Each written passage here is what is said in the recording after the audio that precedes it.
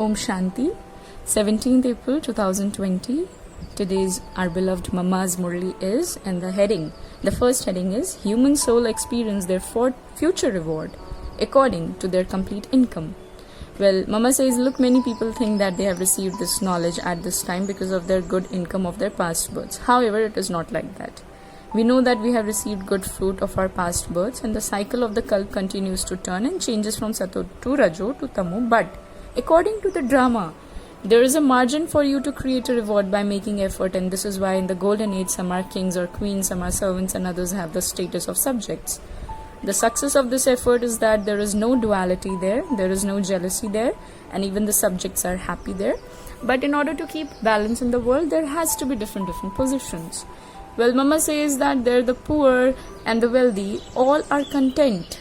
The king and queen, they look after their people like a mother and father would look after their children. Amazing. Mama says that from the effort you make in this one birth, you will experience happiness for 21 births.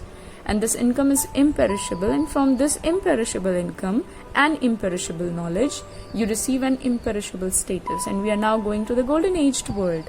This is a practical play that is being performed, and here it is not a question of magic. In the second heading, Mama says the directions of a guru in the scriptures are not God's directions. Well, Mama says that God says, children, those directions from gurus in scriptures are not my directions. They simply give directions in my name, but in fact, I know my directions. I come and tell you about meeting me. Before that, no one knew my address. All the versions of God are mentioned in the Gita, and it was human beings who wrote the Gita.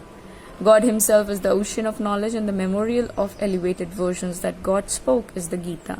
Scholars, pundits, and teachers say that God spoke the elevated versions in Sanskrit, and that we cannot find God without learning that. They trap us into the rituals of karma even more. If we climb the ladder after studying the Veds and scriptures, we then have to come down to the same extent. That is, we have to forget that we have to connect our intellects in yoga with the God, because God clearly says you cannot find me by all those rituals of karma or by studying the Veds and scriptures. Look what scriptures did Dhruv, Prahlad or Meera study. Look what scriptures did Dhruv, Prahlad or Meera study. Devotees mentioned in the scriptures. Well, these are devotees that are mentioned in the scriptures. So they did not read any scriptures, Mama is saying. Here you even have to forget everything you have studied. For instance, Arjun studied and he had to forget all of that. God's clear elevated versions are, remember me in every breath. There is no need to do anything for this. Until you receive this knowledge, it is the path of devotion. However, when the lamp of knowledge is ignited, you become free from all the rituals of karma, because if you were to leave your body while doing all those physical things, what benefit would you receive? You didn't create a reward, nor did you receive liberation from the karmic account of the karmic bondages. And people think that good acts are not telling lies, not stealing or causing someone sorrow. Well, however, here you have to liberate yourselves from all the bondages of karma for all time, and also remove the roots of sinful actions. And we now wish to sow such seeds that a tree of good karma emerges. So know the task of human life and perform elevated karma. Acha. Om Shanti.